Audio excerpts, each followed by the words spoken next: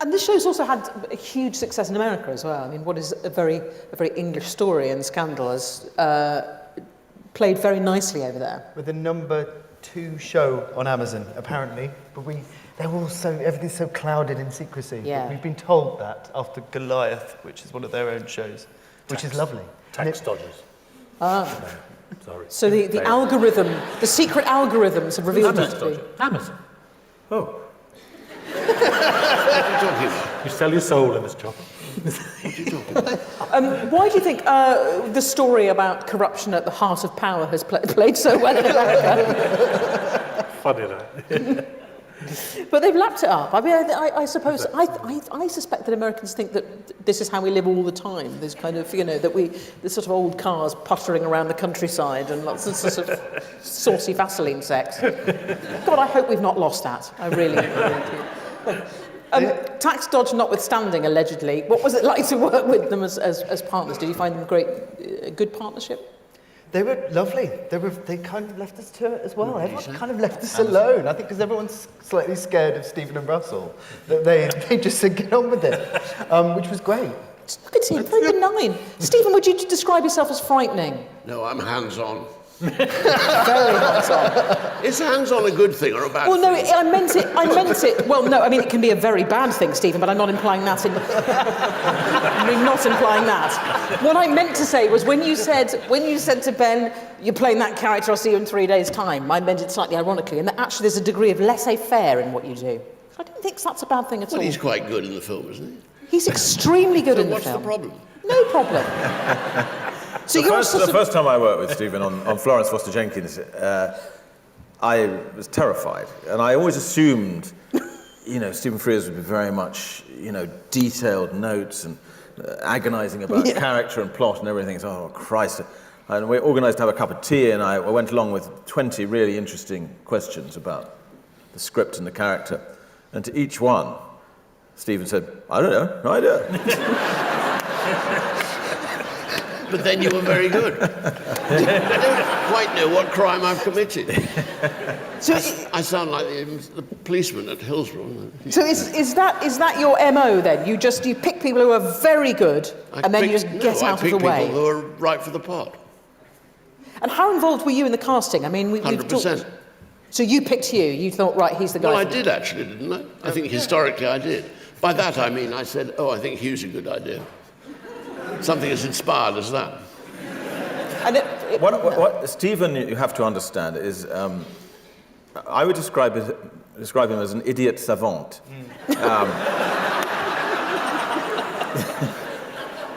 In that he... This has become a roast, Stephen. Not the first time. He's the reverse. He's the reverse of what I expected, which was this sort of 1960s, 70s, let's talk about character and plot and really all that exhausting stuff and lovely stuff. And he's the reverse, and what he does is he's got a sort of set of instincts for that's a good script, that's good casting, that's a great DP, that's a great writer, and then lets it all happen and sits there and I think you... Go to sleep. Well, you do that. A lot of sleeping. Phone goes off all the way through takes. Does it? Okay. All the time. It's usually Judi Dench. Or it might be Helen Mirren. Yeah.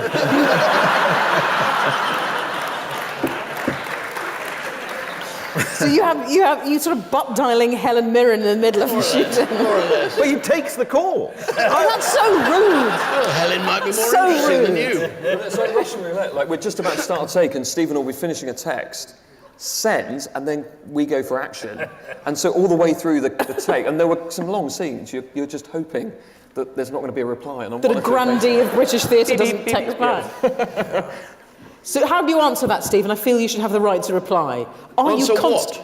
To the fact you're constantly on the phone when you're supposed to be directing. Well, there might be more interesting things going on the phone.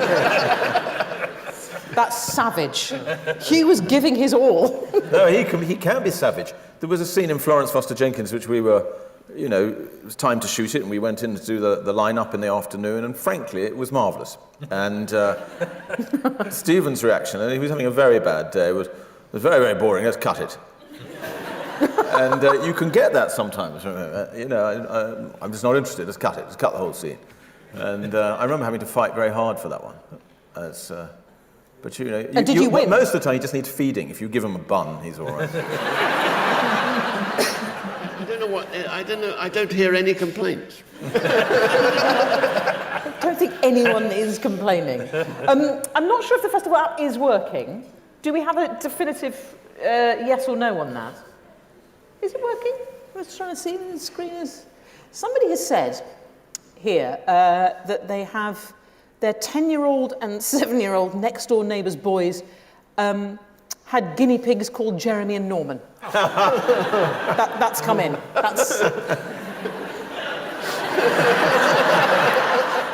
Thank you so much for you give and you give and you give. The app is It's not even a question, it's a statement. Someone's just posted a statement about the next door neighbour's pets. What are these children grown up to be? There is we can't find out who that is. Anyone going to admit to that? Is everyone going to put their hands up and have... Lovely. Was there a question to go with the rodent marginalia? Not really. So we've assembled some of the greatest luminaries of stage and screen rather than ask you a question. Okay. Thank you for your contribution. Does anyone else have a question before I wrap things up? I think we're going to go old school and hands in the air. Yes. So do you want to shout? Yes. This is all lovely, but you missed out a very vital part of that series, which is I see a ginger-coloured overcoat in front of me. So the wardrobe, the thought wardrobe. Talk about the thought wardrobe. Oh, the thought wardrobe. Yeah. Is that ginger or camel, sir? It's ginger. Ginger. It's amazing. We can talk about the deepest political and sexual scandal of the last 50 years, but my God, sir, it's a ginger coat. All right, so you're right, though, because it's panoramically exquisite, this production, and we've talked about, obviously, the contribution these guys have made and the composer Murray Gold. Let's talk about the wardrobe. So let's name the... Who did you... Suzanne Cave was our fantastic costume designer, and she came on board very early on, again, as with our other heads of department. I think it was quite a gift for any costume designer to come on board, because you've effectively got two guys from very different worlds going through eras that were quite defining in fashion, in many senses. Jeremy, well, yeah, Hugh, you spent a long time with... I wasn't sure. Are you complaining about the ginger coat? No. Oh, brilliant. Lovely. Good. Oh, I thought it was a complaint. No, I think it was just a very vociferous affirmation. It's gorgeous. The hat was from the actual tailors, the actual hat makers, wasn't it? Was it? That thought, there were... Yes, and it never fitted. I would say even in that shot, it's too small. And it's still a source of anger to me that I had to wear a too small hat. Did Jeremy wear them too small, though? Was that the gig? Yes. I'm going to kill someone. Perhaps that was it. My hat. Yeah. But... You would occasionally look like Arthur Daly. I know, and you depressed me massively after the first day by saying, you came into the makeup trailer, which you never do, and my heart was in my mouth. And all you said was, you look a bit like Arthur Daly. And it took me several days to recover. But it is your question or your statement, your observation, is a cue to say, in my opinion, I can't bear small budgets. I'm used to enormous ones. But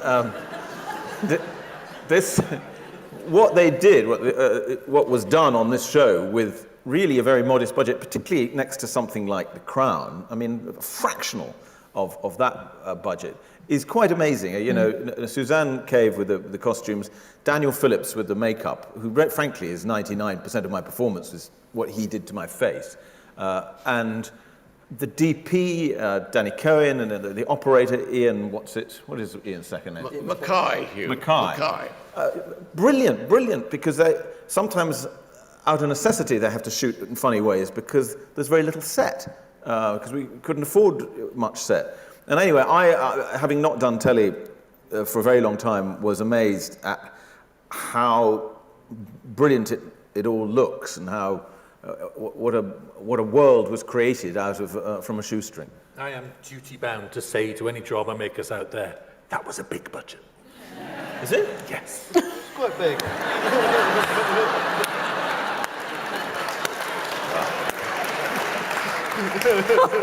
That's as best as it gets you. Has that resolved your ginger coat queries? Right. Did you get to keep the wardrobe? Still on the... You were persistent with the very strong sartorial bias towards his questions. Did you get to keep the coat? That's our last question. I believe it's in my contract somewhere. I haven't really looked at it. I think I can. But if you want it that badly... It does feel like it's all heading in that direction, doesn't it? It just sort of goes. Will you please join me in thanking our fabulous panellists for this fabulous, fabulous piece of television. Thank you, Darren.